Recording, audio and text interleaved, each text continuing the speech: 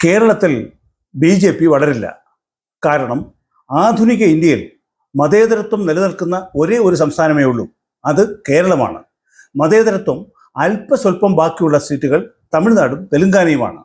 കാരണം അവിടെ BJP ഇതുവരെയും കാര്യമായ നേട്ടങ്ങൾ ഒന്നും ഉണ്ടാക്കിയിട്ടില്ല. കർണാടകത്തിൽ അവർ നിർണായക ശക്തിയാണെന്ന് അറിയാമല്ലോ, ഭരണവും കിട്ടിയിട്ടുണ്ട്. അതുകൊണ്ട് മതേതര പട്ടികയിൽ കർണാടകം ഇല്ല. BJPയുടെ കേരളത്തിലെ ഇന്നത്തെ സാഹചര്യം നിങ്ങൾക്ക് അറിയാമല്ലോ. ആകെ ഉള്ളത് ഒരു MP-യും 3 MLA-മാരുമാണ്. എന്നാലും കേരളത്തിലെ BJPയെ കോൺഗ്രസും CPM-ഉം വളരെ ഭയക്കുന്നു. ഇക്കഴിഞ്ഞ ദിവസം നമ്മുടെ ബഹുമാനപ്പെട്ട മുഖ്യമന്ത്രി മാതൃഭൂമിക്ക് കൊടുത്ത ഒരു അഭിമുഖം കണ്ടു. അദ്ദേഹം പറയുന്നത് CPM കേരളത്തിൽ നിലനിൽക്കണം എന്നാണ്, ഇല്ലെങ്കിൽ വളരെ അപകടമാണ് പോലും. അത് കേരളത്തിൽ BJPയുടെ വളർച്ചയെ സഹായിക്കും പോലും. ശ്രീമാൻ സതീശൻ ഇവിടെ പറയാതെ പറയുന്നത് 2 കാര്യങ്ങളാണ്. ഒന്ന്, കമ്മ്യൂണിസ്റ്റ് പാർട്ടിയുടെ തായ്വേര് കേരളത്തിൽ അറ്റുപോയിരിക്കുന്നു. അതുകൊണ്ട് കമ്മ്യൂണിസ്റ്റുകാരായ ഹിന്ദുക്കൾ കോൺഗ്രസിലേക്ക് ചേക്കേറണം. CPM പൂർണ്ണമായും മുങ്ങിത്താഴുന്നതിന് മുമ്പ് കോൺഗ്രസിൻ്റെ വള്ളത്തിലേക്ക് ചാടി നിങ്ങൾ രക്ഷപ്പെട്ടുകൊള്ളുക. രണ്ടാമത്തെ കാര്യം, അദ്ദേഹം ഹിന്ദുക്കളെ ഓർമ്മിപ്പിക്കുന്നത് കോൺഗ്രസ് ആയാലും CPM ആയാലും ഞങ്ങൾ ഒന്നാണ് എന്നതാണ്. വടക്ക് പാലക്കാട് ചുരവും തെക്ക് പാറശാലയും കഴിഞ്ഞാൽ നമ്മൾ കൈകോർത്ത് നടക്കുന്ന രാഷ്ട്രീയ പക്ഷമാണല്ലോ. ഇതാണ് അദ്ദേഹം നമ്മളെ ഓർമ്മിപ്പിക്കുന്നത്. ഇത് കേൾക്കുമ്പോൾ എനിക്ക് തോന്നുന്നത് പണ്ട് കേട്ടിട്ടുള്ള സ്മാർത്ഥ വിചാരം എന്നൊരു പ്രക്രിയയെക്കുറിച്ചാണ്. കുലം തീണ്ടിയാൽ പിന്നെ കരുത്തനായ മുഹമ്മദൻ ആ സ്ത്രീകളെ പിടിച്ചുകൊണ്ടുപോകും. ആചാരങ്ങളും വിശ്വാസങ്ങളും നശിച്ച് സ്വത്വബോധം നഷ്ടപ്പെട്ട് മറ്റൊരാളായി മാറി തീരുക.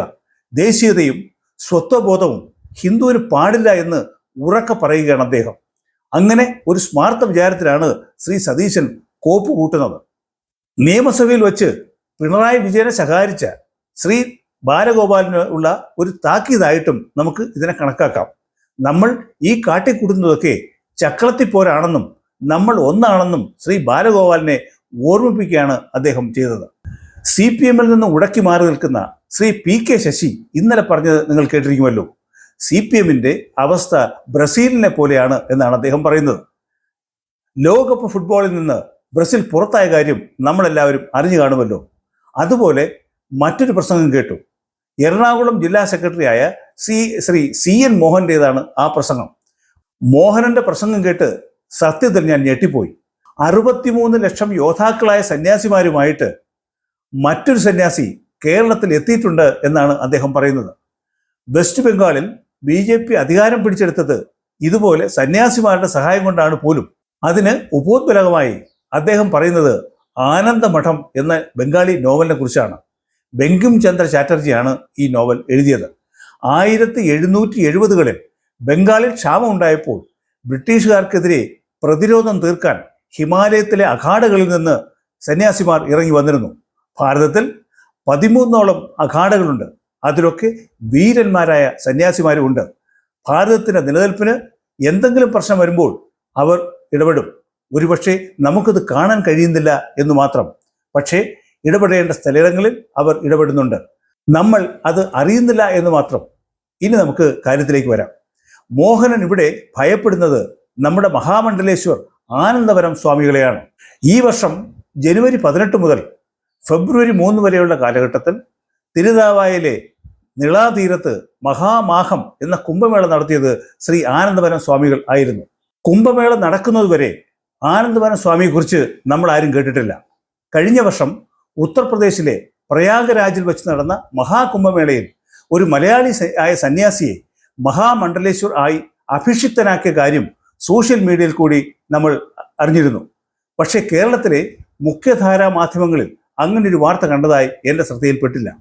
തിരുനാവായിലെ മഹാമാഹ മഹോത്സവം അഭൂതപൂർവമായ വിജയത്തിലേക്ക് എത്തിക്കാൻ സ്വാമിജി കഴിഞ്ഞു എന്നത് വളരെ പ്രശംസനീയമായ കാര്യമാണ്.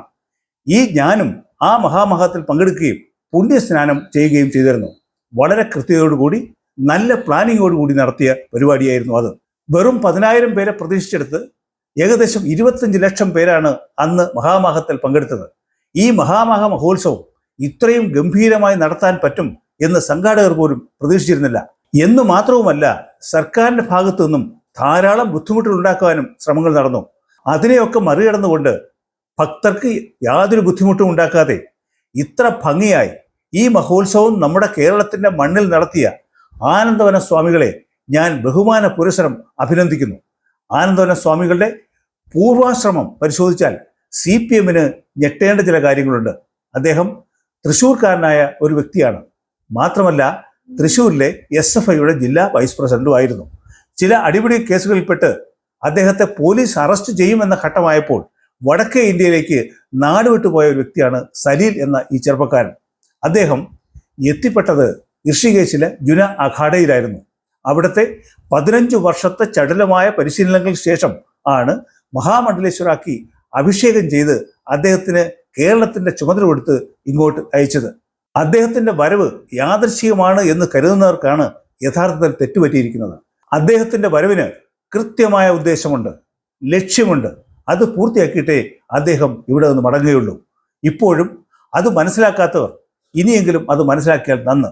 അതായത് മോഹനന്റെ ഭയം അസ്ഥാനത്തല്ല എന്നതാണ് സത്യം. കേരളത്തിലെ കമ്മ്യൂണിസ്റ്റ് പാർട്ടിയിൽ അഥവാ CPM പ്രവർത്തിച്ചിരുന്നത് കൊണ്ട് ഈ പാർട്ടി എന്തൊക്കെ ചെയ്യുമെന്നും ഏതറ്റം വരെ പോകുമെന്നും സ്വാമിജിക്ക് നല്ല ബോധ്യമുണ്ട്. ആ ബോധ്യത്തെയാണ് CPM ഇവിടെ ഭയപ്പെടുന്നത്. ഭഗവത്ഗീതയിൽ ശ്രീകൃഷ്ണൻ പറയുന്നില്ലേ, കർമ്മത്തിന് ഗ്ലാനി ഉണ്ടാകുമ്പോൾ അതിൻ്റെ പരിഹാരാർത്ഥം മഹാത്മാക്കൾ ജനിക്കും. ഇവിടെയും ധർമ്മത്തിന് ഗ്ലാനി സംഭവിച്ചുകൊണ്ടേയിരിക്കുന്നു. അതിനെ ചേർത്ത് തോൽപ്പിക്കാൻ നല്ല നേതൃത്വം വേണം.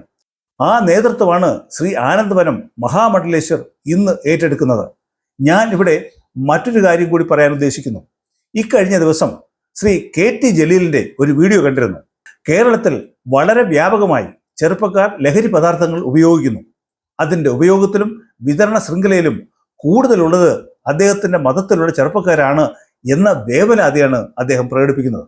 ഇതോടൊപ്പം അദ്ദേഹം ചേർത്ത് പറയുന്ന മറ്റൊരു കാര്യം കൂടിയുണ്ട്. അദ്ദേഹത്തിൻ്റെ മതക്കാർ അവരുടെ മതപാഠശാലയിൽ കുട്ടികളെ വിട്ട് മതം പഠിപ്പിക്കുന്നു. പക്ഷേ ഹിന്ദുക്കൾ അവരുടെ കുട്ടികളെ മതം പഠിപ്പിക്കുന്നില്ല. എന്നു മാത്രവുമല്ല, ഹിന്ദു കുട്ടികളെ മതം പഠിപ്പിക്കാനുള്ള ഒരു സംവിധാനവും നിലവിലില്ല. എന്നിട്ട് കൂടി ഹിന്ദു കുട്ടികളെ അപേക്ഷിച്ച് അദ്ദേഹത്തിൻ്റെ മതസ്ഥരായ കുട്ടികൾ ലഹരി പദാർത്ഥത്തിൻ്റെ ഉപഭോക്താക്കളും കച്ചവടക്കാരായി മാറുന്നത് എന്തുകൊണ്ടാണ് എന്നാണ് അദ്ദേഹം ചോദിക്കുന്നത്. വളരെ പ്രസക്തമായ ചോദ്യം. ഇവിടെയാണ് ഹിന്ദുത്വത്തിൻ്റെ കാമ്പ് നിലകൊള്ളുന്നത്. ഹിന്ദുക്കൾക്ക് അവരുടെ മതം പഠിക്കാൻ വ്യവസ്ഥാപിതമായ സംവിധാനങ്ങൾ ഇല്ല. എങ്കിൽ കൂടി അവരുടെ കുടുംബത്തിൽ നിന്ന് കിട്ടുന്ന പരിശീലനം അവരെ നല്ല പൗരന്മാരായി വളരാൻ അനുവദിക്കുന്നു. ഈ ഹൈന്ദവ സംസ്കാരം ഇവിടെ ഇങ്ങനെ നിലനിൽക്കുന്നത് മോഹനൻ പറഞ്ഞതുപോലെ 63 ലക്ഷം വരുന്ന സന്യാസിമാരുടെ പ്രാർത്ഥനകളിലും ഇടപെടലുകളിലും കൂടിയാണ്. ഒരുപക്ഷെ അത് നമുക്ക് ഗോചരം അല്ലായിരിക്കാം. അവിടെയാണ് ശ്രീ ആനന്ദവന സ്വാമിയുടെ പ്രസക്തി. അദ്ദേഹത്തെ ഏൽപ്പിച്ച കർത്തവ്യം നിർവഹിച്ച് അദ്ദേഹം വീണ്ടും ആ ഹിമാലയ സാനുക്കളിലേക്ക് തിരിച്ചു മടങ്ങിപ്പോവും. അന്ന് അദ്ദേഹത്തിൻ്റെ കയ്യിൽ ഒരു കമണ്ഡലവും യോഗദണ്ഡവും ഉണ്ടാവും. അതും മാത്രമേ ഉണ്ടാവൂ. അതാണ് ഹിന്ദുത്വം. നന്ദി, നമസ്കാരം.